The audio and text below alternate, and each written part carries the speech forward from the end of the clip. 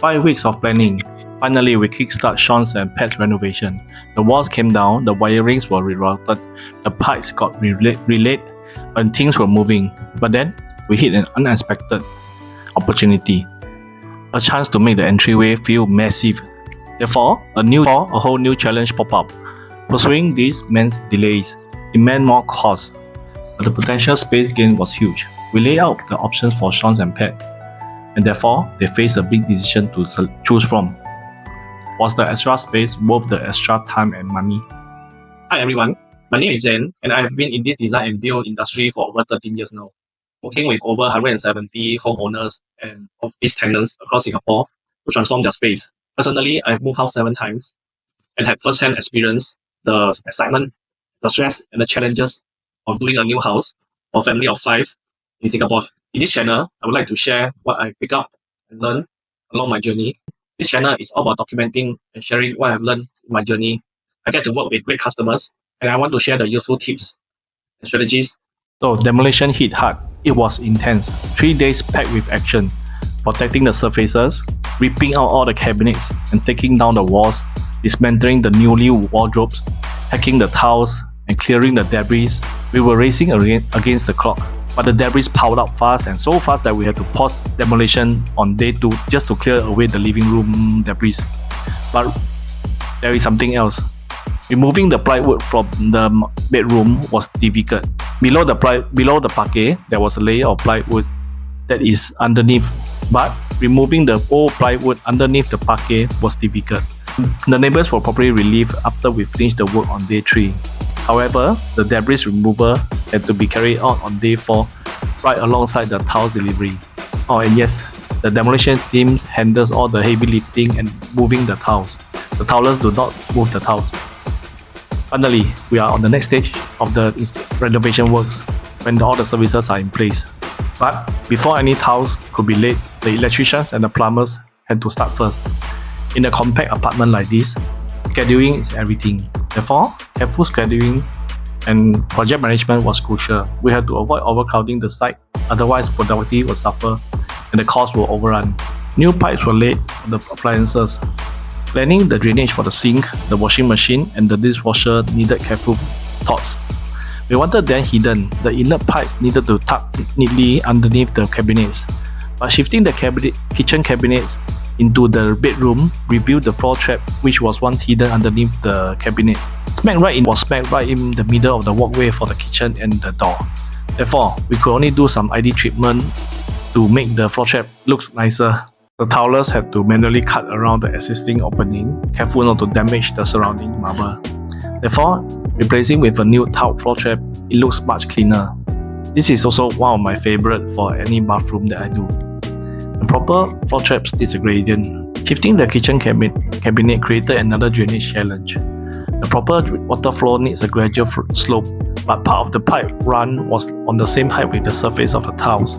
Hacking the pipe deeper into the concrete would be dangerously close to punching through a hole into the apartment below. We studied the various possibilities and this cost us 3 days of store work. And finally, we came to the conclusion that to keep that wide open entrance view, the only way was to have a thin layer of cement over the pipe. It would eventually be hidden by a floor mat. With the new piping routes completed, the electricians are next in line to start work. The electrician got busy with tracing each individual exposed wirings. It's time-consuming, figuring out where the wirings come from, hidden in the walls and the ceiling. With the cabinet wall now gone, there are also wirings left hanging down from the ceiling above. Connecting and labeling everything correctly is crucial. Therefore, the original cable needed extending and the unused ones terminated safely to prevent tripping in the future. And even if the connection that does not affect our works had to be checked. And luckily we checked. We found a few loose screw connections at the sockets. The loose connection may cause spark and cause a fire hazard. Now that the existing cables are currently labeled and the extended according to the design, the new cabling was laid for the new PowerPoint and LED strip slide. And while doing this, we found something big, a huge hidden void above the kitchen and the dining area.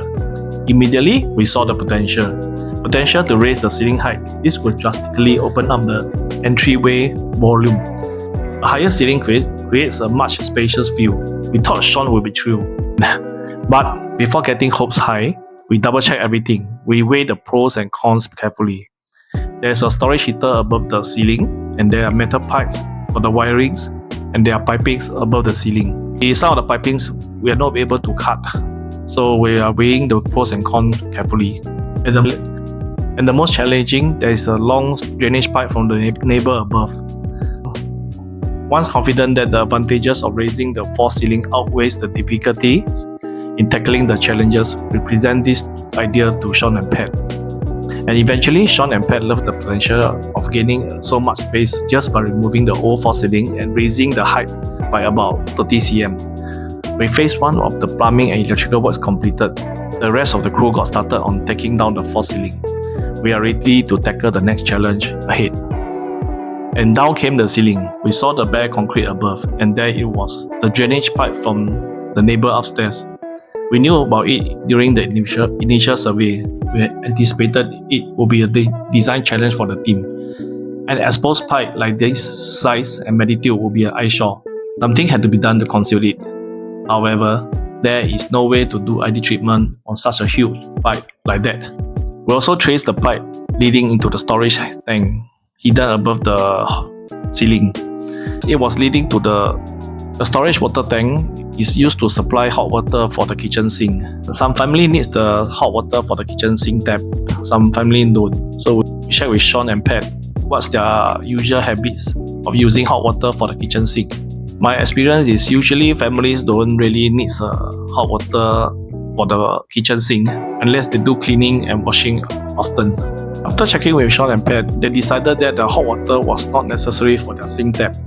Therefore, we were given a confirmation to remove the storage heater down from the ceiling.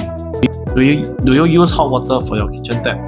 Do let us know in the comment below whether you use, so we have a better gauge of the audience here. Thank you. And with the storage heater settled, we have one less obstacle to achieve the high ceiling. Hours of imagination and discussion followed.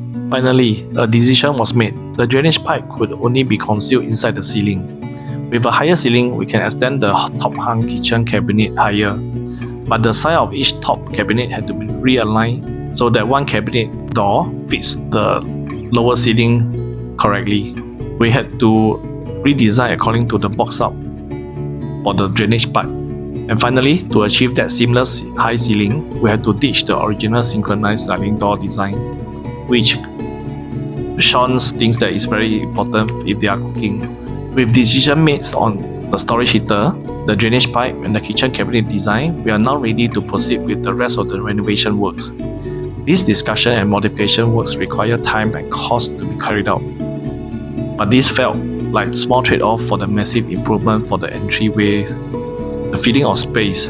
Therefore, this actually saved valuable space around the entryway. With the majority of wet work completed, with the ceiling height confirmed and the synchronized sliding door idea abolished, with decision made for the storage heater, the drainage pipe, and the kitchen cabinet design, we are now ready to proceed with the next stage of the renovation works. This discussion and modification works require time and cost to be carried out, but this feels like a small trade-off compared to the massive gain in volume for the entryway. We had just witnessed the start of the renovation journey for Sean and Pat. If you'd like to follow their transformation and not want to miss out any what happens next, do subscribe to this channel for the updates and also the tips.